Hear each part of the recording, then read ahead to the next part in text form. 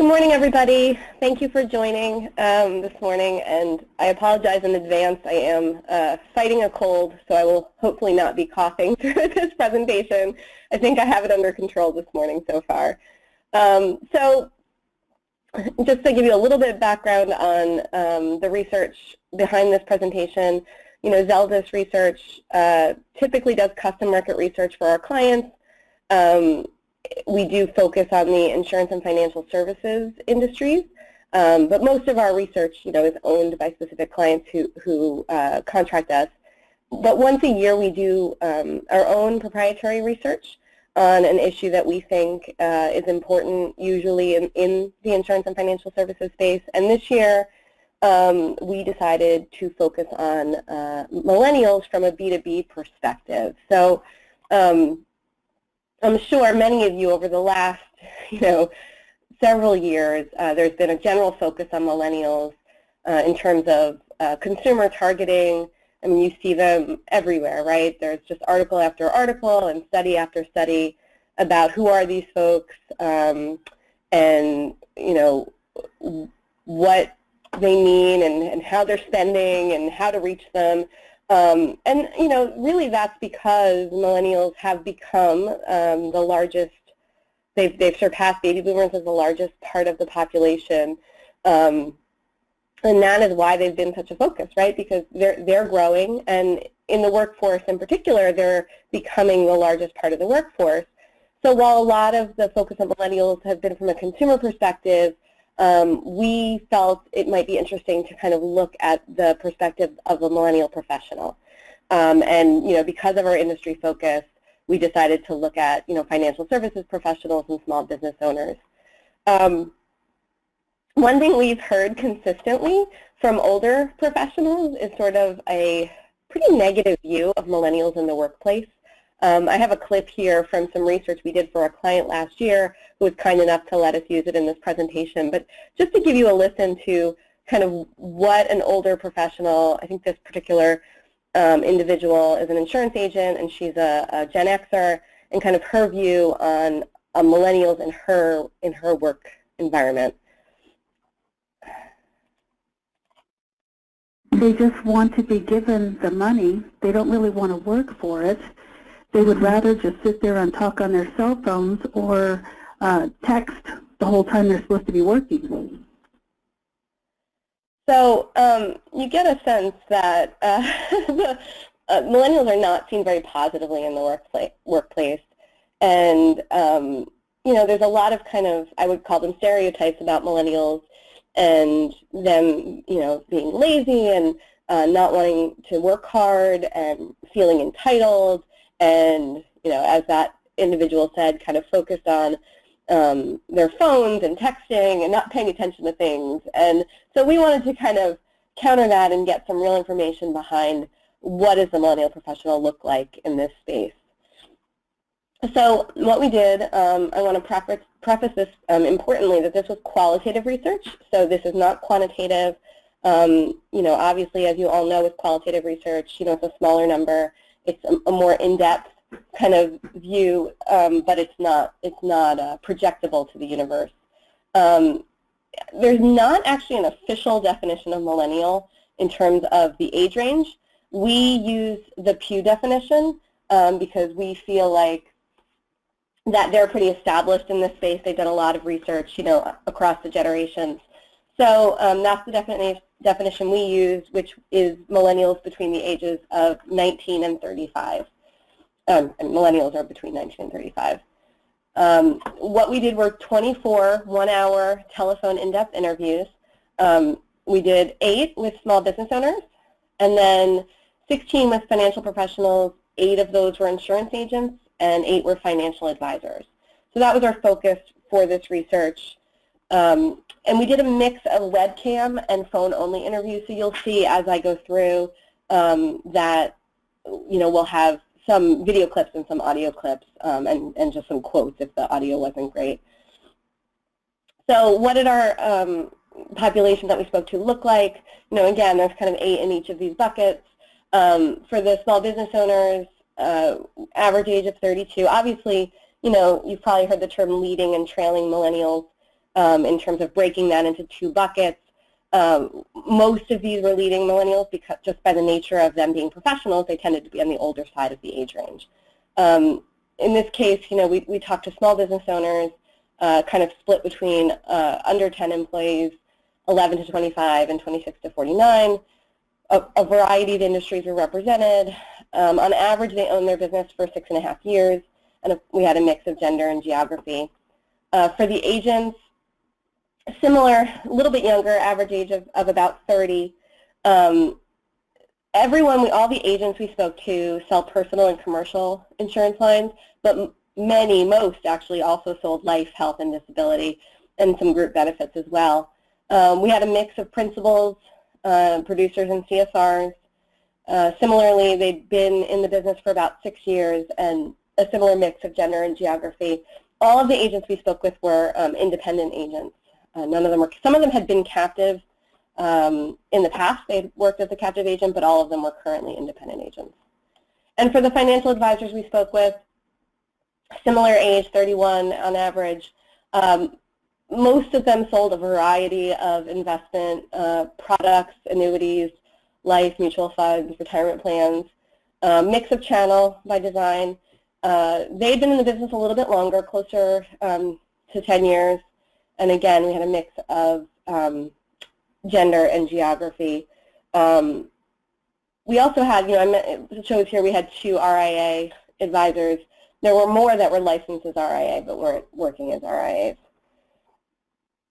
So the kind of core of our research here and what we focused on is, how are millennial professionals different from their older counterparts? How are they unique? And for the findings for this piece of the research, we do every year dozens of studies with these populations, with advisors, with agents, and with small business owners. And most of the respondents in those studies tend to be, boomers or Gen Xers, just by the nature of who's in the business. So some of these findings are based on our knowledge from talking to all those folks and kind of seeing what we saw that's different with this younger group versus their older counterparts that we've interacted with. Some of it was self-report, how millennials see themselves as different from their older counterparts in their experience. So we kind of grouped the main differences into 4 buckets that we saw kind of categorized. And we're going to go through all 4. But here's at a high level, motivation, so kind of what drives them, what motivates them, an adaptability and kind of a propensity to kind of want change and want variety and want things to change over the course of their career. Technology, which I think is the one that everybody really expects and definitely held true. And then education, a focus on education and learning, which for them ties into this adaptability. And we'll go through each one. So for the first one, this motivation piece, what we found is that millennial professionals are really focused in their professional life on the ability to make a difference and to help people. And this is not to say that older professionals don't want to help people and that isn't a driving force for them in their career, but there's a different tone to it with millennials. It's really this kind of I want to make the world a better place. I want to leave my mark on the world. I really want to make a difference, and that's a big focus of what they do and why they do it. One thing that we saw very consistently across the 3 groups that we spoke to was that financial success for them was a secondary consideration. They want, obviously they want to make a good living. They want to be able to support themselves, but that was really either a secondary or a tertiary motivator for them. What was more important to them was having a stable career that they feel happy and satisfied with, that they get up every day and that they enjoy what they do and that they like what they do. And this next one is something I think we've heard a lot in the workplace. Millennials really do want flexibility and a reasonable work-life balance, and they really kind of expect and are driven by having a kind of a warm and casual work environment. They're somewhat anti-corporate, or at least what's considered kind of old school corporate, and they really want kind of a nice, fun place to work. They don't necessarily want a 9 to 5, chained to their desk type job. And again, this plays into a little bit into the stereotypes of millennials, but it's not that they don't want to work hard, they just want some flexibility in how they do that. And then, one thing that drove a lot of them when we asked them why they entered the field that they're in is that they like variety. They like having a job that gives them something new to do every day, different challenges, keeps them interested. Those are all, really important to them. And I just, there's some notes on some of these. For small business owners, we thought it was interesting. A lot of them provide that flexible, casual, fun work environment that they value. What's interesting is that many of them see that as a trade-off for compensation and benefits for their employees. So they talk about how, well, I don't offer benefits, but, it's a really fun place to work, and we all like each other, so that's okay. So maybe not thinking that some of their employees are not millennials themselves, they see that as a trade-off. Not sure if their employees feel the same way. And also, I will say most of those we spoke to, including advisors and agents, feel that their career gives them all of these things. They feel like being an insurance agent or being a financial advisor and, of course, small business owner provides these types of things, and that's part of why they're in their career and why they like it. I'm going to have a couple clips and kind of voice of folks. When you see this little blue umbrella, that means we're talking about an insurance agent. So this gentleman is an insurance agent. Success is, to me,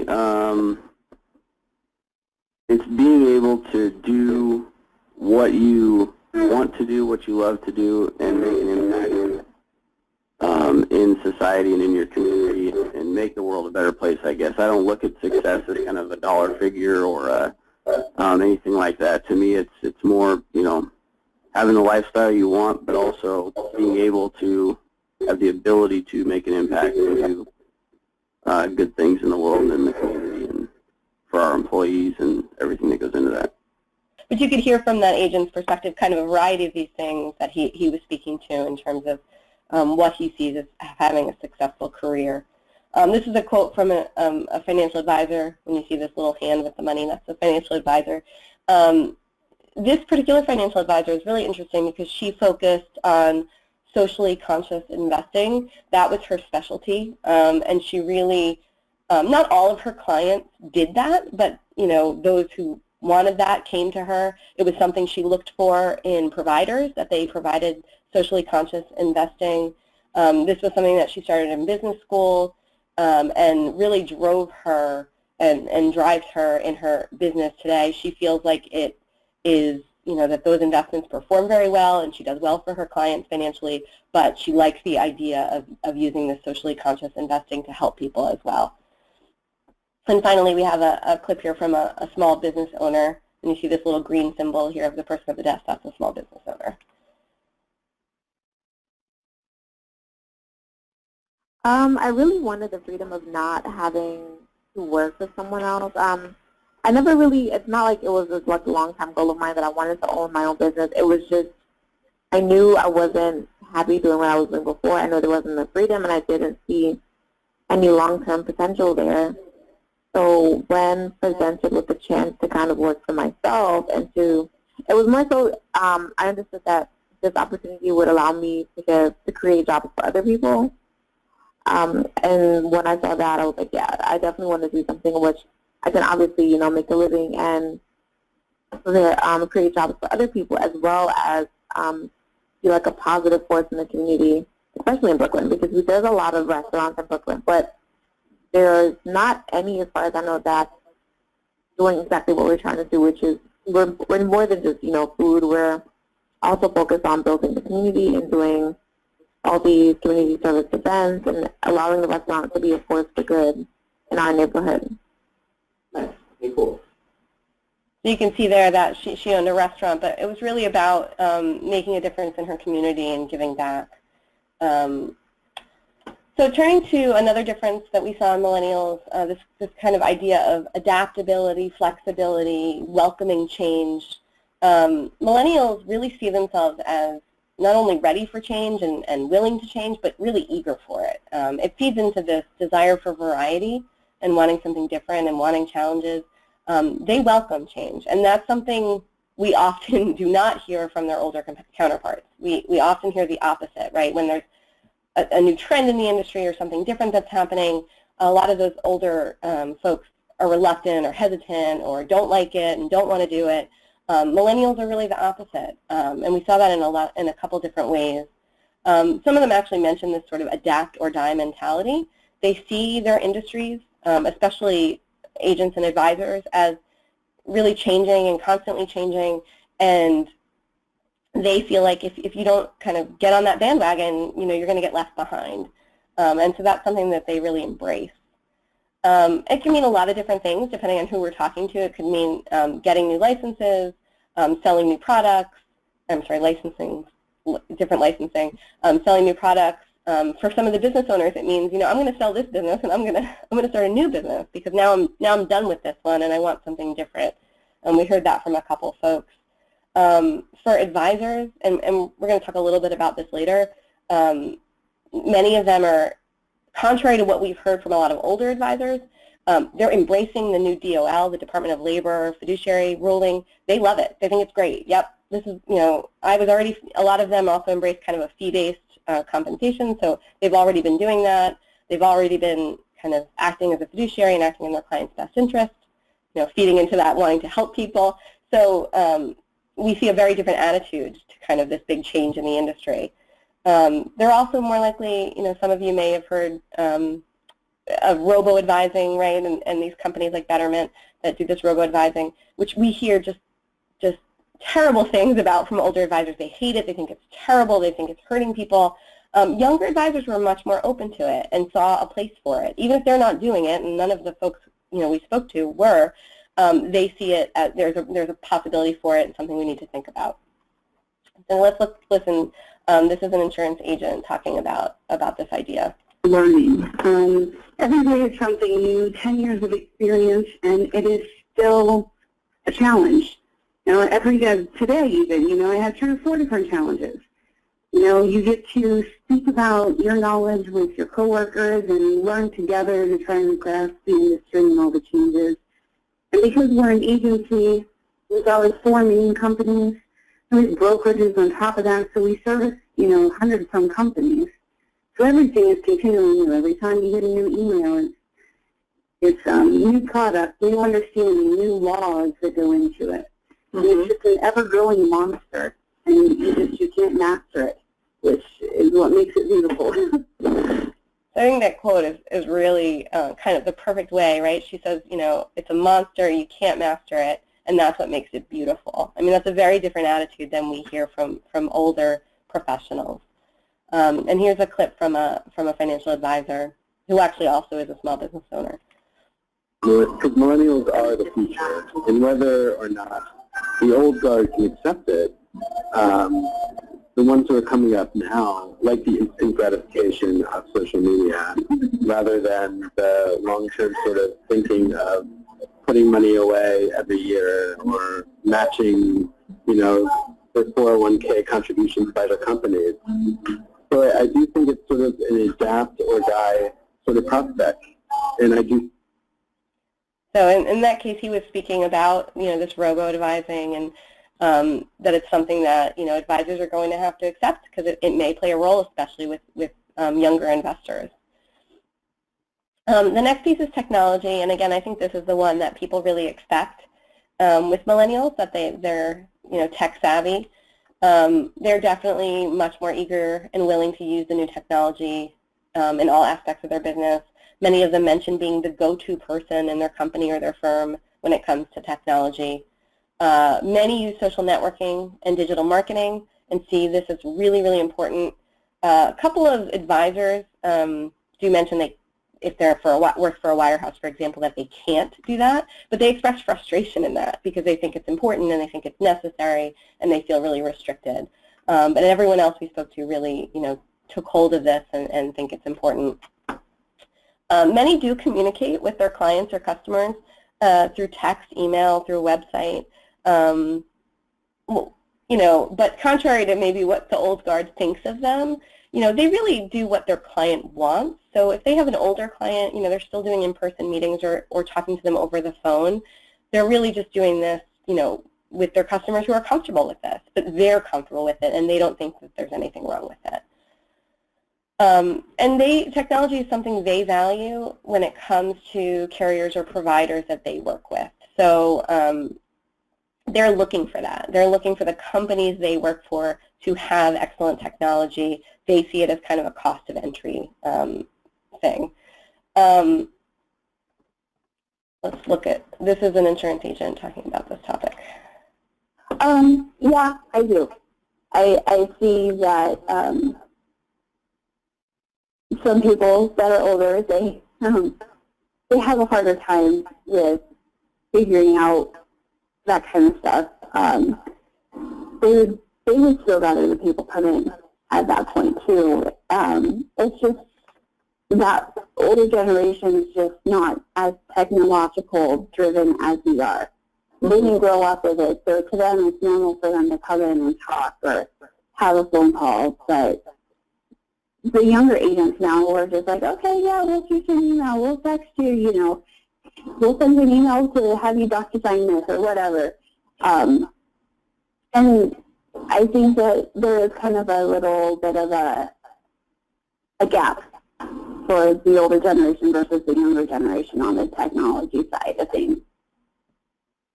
And then we have a small business owner, and she owns a event planning company. Just to give you some context.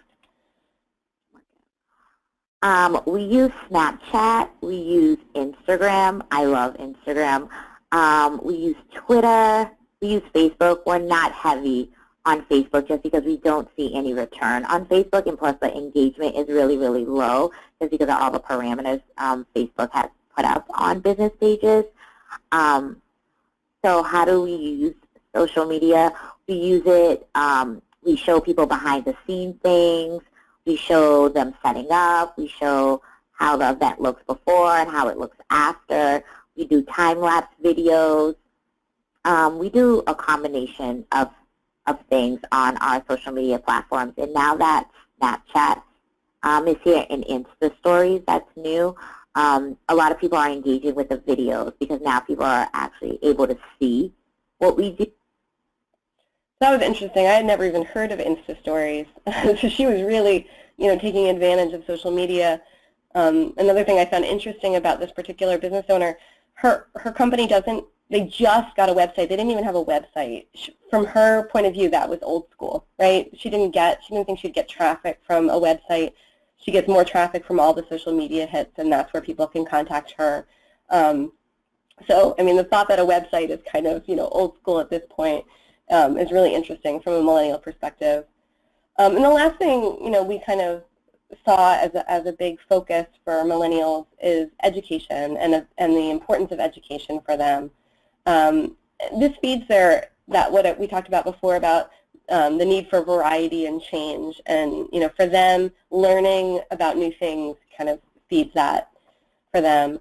They want to learn about their business, continue to learn about their business, about new products, about new offerings, about new ways that they can do things.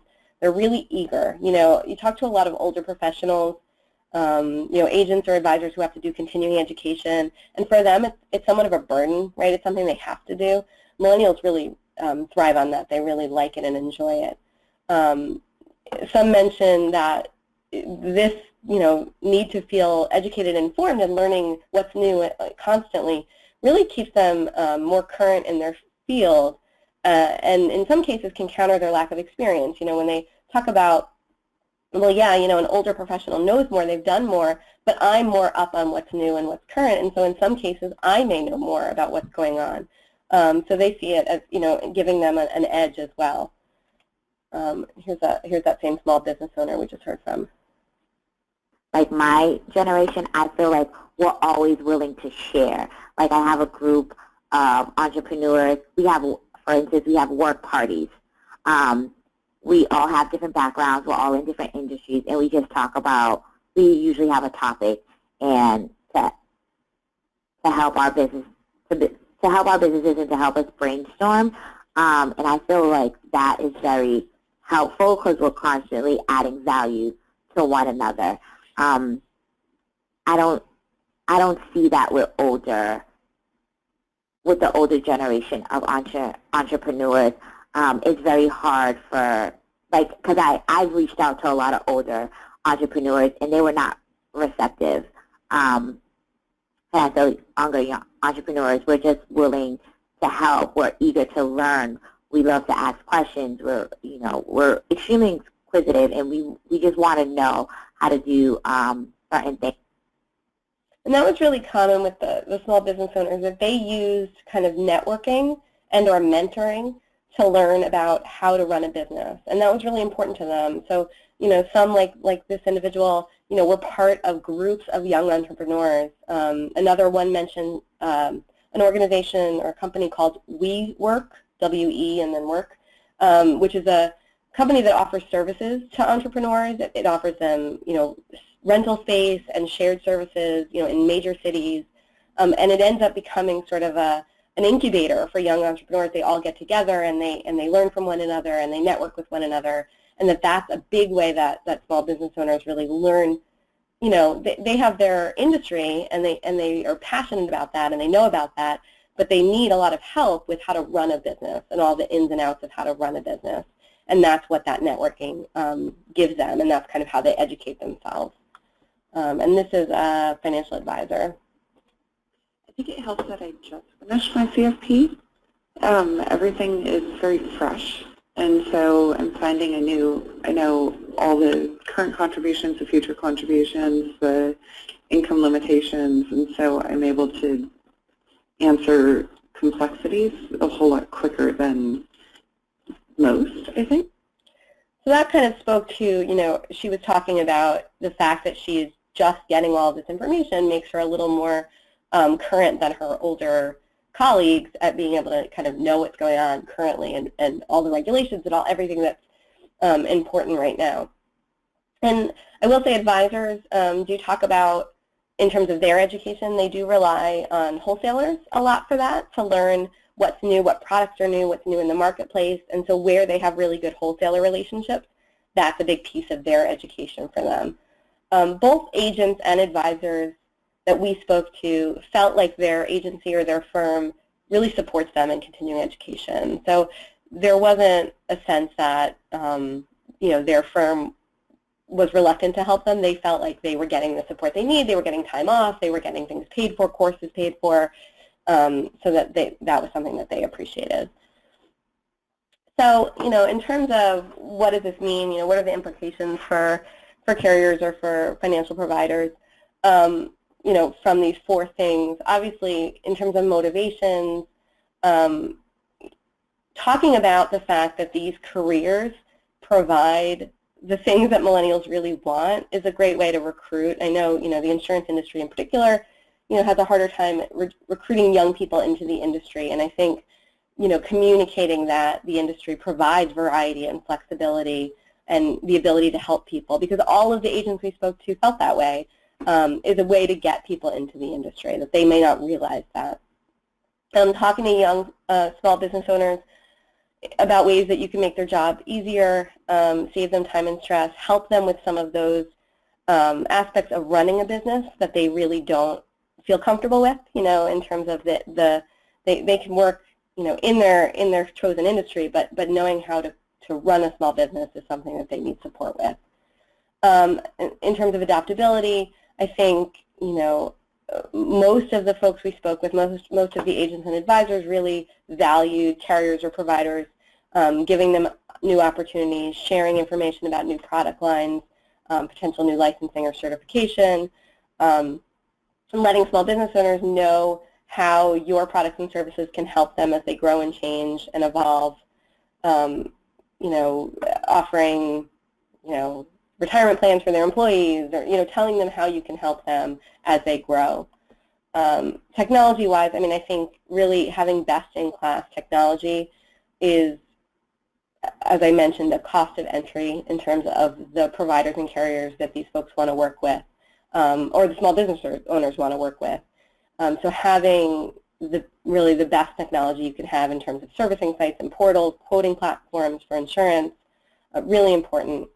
Advisors are more likely to say they rely on their own firm for tools and technology. They're less likely to cite using a provider's technology. It's just not high on their list. There's a couple that mention that, but they really tend to rely on their own firms. Assisting with digital marketing and social networking, almost everyone we spoke to said that that would be of value to them if a carrier or provider could provide assistance, and some mentioned that they're already getting some of the assistance and they really appreciate it. And then education, offering continuing education is really important, and they expect this from carriers and providers. It's interesting that even though these folks are millennials, they don't all want online continuing education opportunities. Many of them still want something that's classroom-based or in-person, or that's more of a learning style and I think less related to age. So, don't assume that all the younger professionals want just webinars and just things online. And what's something that's really important, and that both advisors and agents mentioned, is that a lot of times when a provider or carrier offers a continuing education opportunity, they get an email that it's happening in 2 weeks or next month, and that doesn't work with their schedule. So I think it's really important. They see that as a huge barrier, and that having a schedule in advance where they can plan it into their busy schedule is really something that they would make them take advantage of it more often. So we've talked a lot about how we saw that these populations were different from their older counterparts, but there are ways that we felt that we heard very similar things that we've heard in research with Gen Xers and baby boomers with these populations. So just very quickly, just a couple things that we heard that sounded very consistent to what we hear from older counterparts. Key ways that we felt millennials were similar to Gen Xers and baby boomers.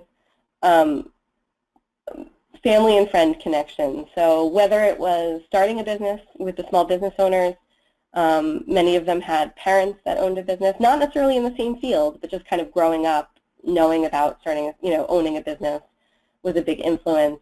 Entering the field, many of the agents and some of the advisors we spoke with knew somebody in the insurance or financial services industry, and that's how they kind of got an in. Not necessarily like a, family business that, someone's taking over from their parent, but they might have had an aunt or a family friend or somebody that was in the business that that's how they got in. And then that's how a lot of the small business owners really find their agent or advisor. It's someone they went to college with, someone who's a family friend, and all of that is something we hear consistently regardless of generation. Priorities in carrier or provider relationships. Those are the same things we hear across age groups. So for insurance, underwriting flexibility, carrier appetite is the most important. Pricing and that relationship either with the underwriter or with the wholesaler, those are all the things that are why they like the carriers and providers they do. And again, that's something we hear with older generations as well. SBOs are driven by cost and convenience, and that is across the board, whether they're 30 or they're 50. They are choosing their insurance coverages based on cost, their relationships and the products they buy. It's all based on what's easy and what's cheap. And so they really need more information to go further than that. And then community involvement. This was something that we thought maybe millennials wouldn't be as up on, sponsoring the Little League team and going to community events, local chamber of commerce. We thought maybe they would do less of this because they're more technology-based, but they too value the importance of this and continue to do things like this to build their business and build their presence in their communities. And then being relationship-driven. Unlike the clip we heard in the beginning, millennials are not just on their phones and kind of disconnected with the world. They believe, the business owners, the agents, advisors, they all believe this is a relationship business, and that is both with their providers and with their customers and clients. Excuse me. So those are all things that we saw as, fairly similar with other generations that we've interacted with in other research studies we've done. As part of this research, and as kind of we wrap up the presentation, we had asked some of our clients what they wanted to learn about from these populations. So we kind of put a call out to many of our clients and asked them, here's who we're talking to, what do you want to know? And so we kind of crowdsourced some of the questions that we included, and I'm going to go through some of the most popular ones that people wanted to know. Obviously, we welcome your questions as well as we go through, but these are ones that, we heard from a lot of folks that these were hot issues, and so we made sure we included them. So starting with small business owners, one of the questions that we heard was, why do small business owners decide to start a small business? Kind of what drives them to become an entrepreneur? And we heard two different views on this. A few of them actually call themselves accidental entrepreneurs. So they sort of fell into owning their own business. One of them mentioned being unemployed and couldn't find another job in her industry and sort of decided to follow her passion instead. So that was about 3 of the 8 that we spoke with. But the rest of them, more of them, said that they had always planned to be a business owner and that they saw that really as their only career path, that they never wanted to work for someone else. And again, I mentioned earlier, many of them that was because they had parents who owned a business. One of the gentlemen we spoke to who owned his own financial firm, his parents weren't in the industry, but they were both doctors and they owned their own practice. And he kind of grew up and saw that and, just didn't really see another option for him, for them. And so, they want to be their own boss. They don't want to have to deal with someone else, and that was something that was modeled for them at a younger age. Another question we had about small business owners was about kind of how they establish their relationships with agents or advisors, how they decide to purchase products. For insurance, most of the small business owners we spoke to did use an insurance agent, although a couple did go direct for some of their coverages. And really most of them, because we asked this, would consider going direct to a carrier if it was easy and it was cost effective. It couldn't be complicated, it had to be something simple, but they were definitely open to that. For insurance and risk management, because we asked specifically about risk management as well, this is a very low priority for them. It's really below the radar. Insurance is not something they give, any thought to. They just really do whatever their, agent in most cases tell them, whatever they have to have, or, if they're networking with other entrepreneurs, here are the coverages you have to have, just get those. They don't really think about what they need. And then when it comes to financial products and financial planning for themselves or their company, most of them didn't have an advisor or a retirement plan. A couple did, but, some do their own investing. We talked to someone who owned a real estate company, and he saw that as his retirement plan, right? He was just going to buy real estate.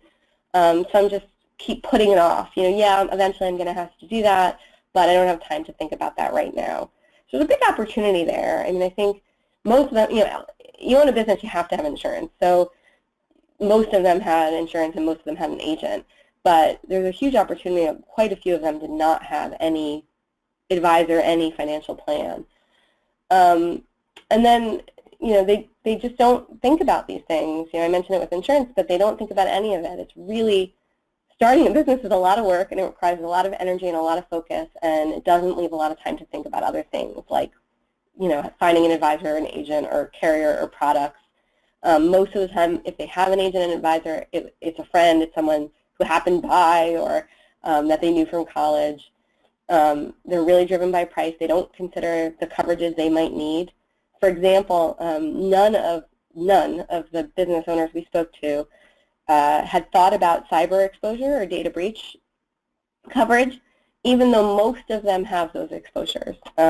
Which, for those who had an agent, I thought that was kind of lacking on the part of their agent. But, pretty much everyone we spoke to when we mentioned it, were like, oh, yeah, well, I do have all my clients' credit card information, my customers' credit card information, but no, I've never thought about that. So, again, there's definitely an opportunity there. Many don't bundle their insurance coverage. We talked to people who had multiple agents with different coverages. I just think because it's such a low priority, there's really an opportunity to help these small business owners, with these products and services more effectively. Talking to insurance agents specifically, some questions we got about insurance agents were, what do they see as trends or disruptors in the industry? Many of them mention autonomous cars and Uber and Lyft, but they don't see them as an imminent threat to their business. They talk about it happening, but they see it sort of off in the future, and they're not sure what impact it's really going to have. Certainly, they recognize, in the P&C space, that there's more direct channel business. They do recognize, one of the issues facing the industry is this aging of insurance agents, and not enough young people coming into the industry, and they do see that, but they don't really see it as a threat. They see it more as an opportunity, because the direct channel means that there needs to be fewer agents. They feel like the fact that there will be fewer agents isn't necessarily a bad thing. They also see it as a chance to revitalize the industry and bring young people in and kind of change things up. So they also think, agents are going to retire later, in their 70s, and we are seeing some of that, so they just don't see it as a big imminent threat. They also mention an increased need for best-in-class technology. They feel like many carriers are kind of behind when it comes to this, and they'd like to see more of that, when it comes to quoting, and especially in the commercial space. And then obviously they see cyber as kind of a big and important new product, and where there's a focus. We didn't get this question about advisors, but I do want to mention that advisors talk about robo-advice, these robo-advisors, and a move towards fee-based compensation is what they see as kind of the biggest trends in their industry, or where they see things potentially going or being disrupted. We also were asked whether millennial agents focus on clients their own age. Do they go after millennial customers? Most have a mix. They really don't see that they could just go after millennials. They just don't think there's enough business there. They couldn't be successful if they narrow who they target. That said, most of them have a higher proportion of millennial clients than some of the older agents we speak to, and they definitely feel they can work with this group a little more easily. They don't have to modify their own style or personality as much when they're dealing with millennial clients. They do also mention a lack of credibility when they're dealing with older clients. Many of them have worked to kind of overcome this, but they do have to adjust their style with this group. We had one, actually advisor, because I will say we were asked this about agents, but it's a very similar story when it comes to advisors. One advisor was talking about, he can't talk this fast when he's talking to older people. He has to slow himself down. He has to, really force himself to take a breath and explain things really clearly if he's talking to one of his older clients. And actually, we have a clip here from an insurance agent speaking about this issue. Do you feel a bit more comfortable when speaking with them? I don't feel like I have to be, I don't feel this pressure of I have to be super polished and super expertise, kind of the way that the older agents at my office are, which is nice, and I feel like I can be more genuine that way. And it seems to work out well for me when I do have that opportunity. So in terms of what I do for them, my strategy is not really different, but just generally the way we interact and speak and what we would do, like go to lunch or something, would be easier. And that's very consistent with what we heard from advisors and agents across the board, that it's just easier for them to deal with millennial clients, but that realistically they can't only have millennial clients, there aren't enough of them. Although some, do talk about over time that that's their hope, right, that they're going to have more and more, a greater book of their business is going to be millennial clients. Moving on to advisors and some of the questions we got about advisors, the big one was about this Department of Labor, this recent Department of Labor ruling that's going to kind of change the fiduciary responsibility for advisors. And really push them more towards a fee-based model for compensation. As I mentioned earlier in the presentation, millennial advisors are much more positive about the DOL ruling than their older counterparts. And we've done, Zeldis has done a lot of research in this area, and it's really kind of almost jarring. Every millennial advisor we spoke to was really positive about the DOL and thought it was needed, and really felt like it'll level the playing field for them because it's going to hold everyone to a standard that they feel they're already meeting. So for them, all of the rules that are coming down with the DOL, they're already doing. So it's not going to affect their day-to-day business. I mean, to some extent it will because of paperwork and what their firms hand down, but most of it they feel is already being done. So instead, they feel it's going to kind of potentially weed out competition. In some cases, they think that they're weeding out people who are doing things they shouldn't be doing, that aren't acting in the best interest of their clients. But just in general, they think it's going to make for less competition and increase their opportunity. A couple were already talking about something else we heard, which I was surprised, is that a couple of the advisors mentioned that their clients are actually asking them about the DOL ruling proactively. Heard about it on the NPR or something, and so they're using it as an opportunity, to say, yeah, we're already doing that. We've always been doing that, but not all advisors have been. So, kind of using it as a selling tool for them. So again, very positive. This is just one quote that we had from one advisor. He really felt that the industry needed this rule. He knows a lot of his colleagues have been fighting it, but he felt like it was really important.